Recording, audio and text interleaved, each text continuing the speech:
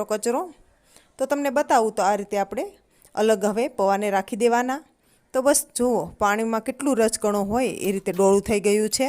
તો બસ જારી ના હોય તો આ રીતે કાણાવાળા વાસણમાં જ આપણે પૌવાને ધોઈ લેવા. તો બસ એક વાસણમાં આપણે 1.5 ચમચા જેટલું તેલ લઈશું. તેલનું પ્રમાણ આપણે થોડું વધારે લેવાનું છે.